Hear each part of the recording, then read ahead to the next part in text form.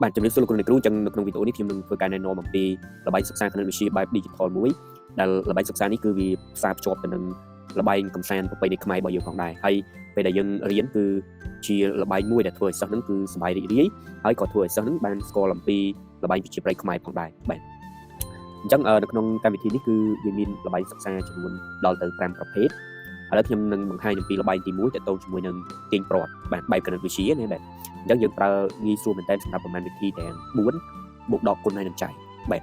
អញ្ចឹងរបៀបលេងគឺលោកគ្រូអ្នកគ្រូជ្រើសរើសល្បែងមួយសិនមកហើយបន្តមកទៀតតើយើងបង្រៀននឹងទាក់ទងនឹងចំនួនទី1ហ្នឹងគឺប្រមាណខ្ទង់អញ្ចឹងបើសិនជាចំនួនទី1តែមួយខ្ទង់អញ្ចឹងយើងដាក់លេខ1នេះមកបើ2ខ្ទង់អញ្ចឹងលោកគ្រូអ្នកគ្រូដាក់លេខ2មកបាទឥឡូវឧទាហរណ៍ខ្ញុំយក1ខ្ទង់និង1ខ្ទង់ចុះ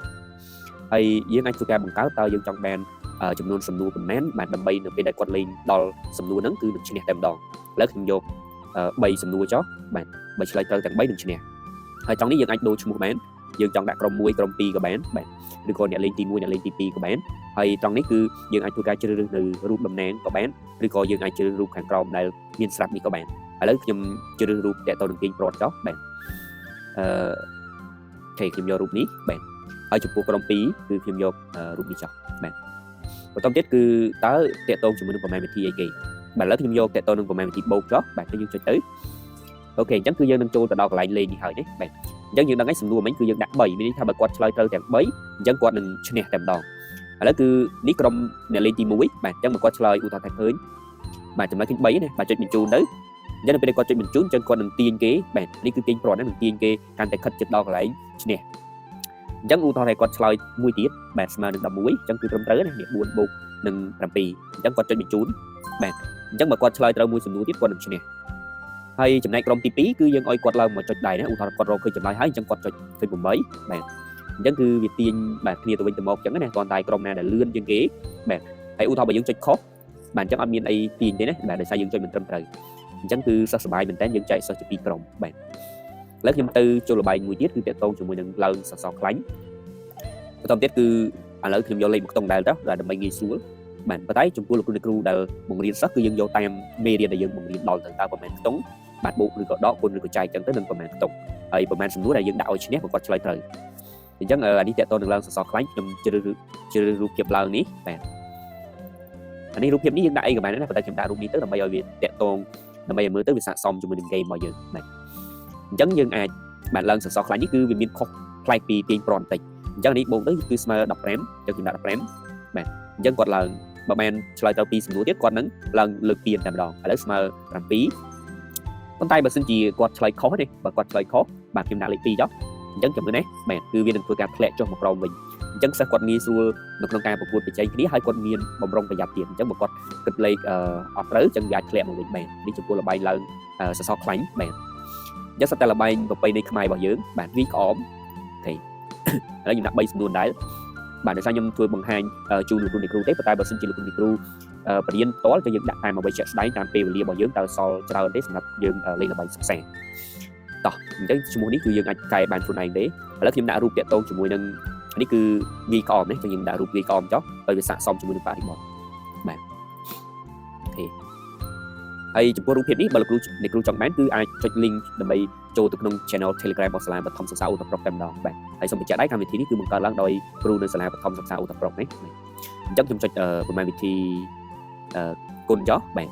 អូខេវាចេញលក្ខណៈបែបហ្នឹងណាបើយើងឆ្លើយទៅ3សំណួរអញ្ចឹងយើងនឹងវាយក្អមនេះបែកហើយបាទអញ្ចឹងយើងឧទាហរណ៍3 5ដង15បាទនេះអញ្ចឹងយើងវាយក្អមនេះគឺបែកបានស្នាមមួយហើយបាទឥឡូវឧទាហរណ៍បើយើងគិតលេខខុសបាទអញ្ចឹងគឺអត់មានបញ្ហាទេណាហើយក្អមអត់បែកដែរបាទឥឡូវបើយើងដាក់ត្រូវចុះបាទអញ្ចឹងគឺវាបែក2ហើយនេះបែក2ឈូតហើយឧទាហរណ៍ថាក្រុមខាងនេះគាត់ឆ្លើយបាទអូខេអញ្ចឹងគាត់ដេញតាមគ្នាហើយគាត់គិតលេខធ្វើម៉េចឲ្យលឿនបាទអញ្ចឹងគឺសុបាយមែនតើបាទឧទាហរណ៍គាត់ឆ្លើយត្រូវអូខេអញ្ចឹងគឺក្រុមគាត់នឹងឈ្នះហើយអញ្ចឹងគាត់អាចលេងម្ដងទៀតបានបាទហើយលំហាត់វាធ្វើការ generate ដូររហូតតែម្ដងនេះគឺយើងមានលំហាត់ប្លែកជារៀងរហូតឥឡូវខ្ញុំចុចចាក់ចេញខ្ញុំទៅល្បែងមួយទៀតគឺលោតក្រុមបាទឥឡូវខ្ញុំកំណត់ដែរចុះបាទខ្ញុំដូររូបខ្ញុំដាក់យករូបកូនប្រុសមួយហើយនិងរូបកូនស្រីមួយហើយខ្ញុំយកប្រមាណទីដកចុះបាទអូខេអញ្ចឹងគឺវាចេញមកលក្ខណៈបែបហ្នឹងណាបាទយើងដកមកឃើញមែន4អូខេអញ្ចឹងគឺគាត់ចាប់ដើមលោតហើយនៅសល់2សំណួរគឺនឹងឈ្នះហើយបាទនេះឃើញមែនបាទ1បាទហើយបើគាត់ឧទាហរណ៍ថាក្រុមទី2គាត់ចាប់ដើមលោតបាទអញ្ចឹងគឺដកទៅគឺសល់5អូខេបាទ ចឹងឧទាហរណ៍បើគាត់ចុចច្រើនពេកចឹងគាត់អាចលុបទៅនេះបានណាលុបម្ដងមួយប៉ុន្តែបើចុចលុបទៅនេះគឺលុបម្ដងបានទាំង3ខ្ទង់តែម្ដងបាទអូខេឥឡូវខ្ញុំទៅលបាយចុងក្រោយគឺដណ្ដើមស្លឹកឈើណាបាទឥឡូវខ្ញុំដូររូបបាទតែចិត្តថាយើងយករូបនៅនេះតំណាងឲ្យក្រុមនីមួយៗក៏បានដែរសាច់ចិត្តយើងនេះបើយើងអត់ចង់ដាក់រូបបាទអញ្ចឹងខ្ញុំយកដណ្ដើមស្លឹកឈើបាទនេះបាទហើយជាមួយនឹងកូនស្រីហើយខ្ញុំទៅប្រមាណវិធីចែកចុះបាទអូខេ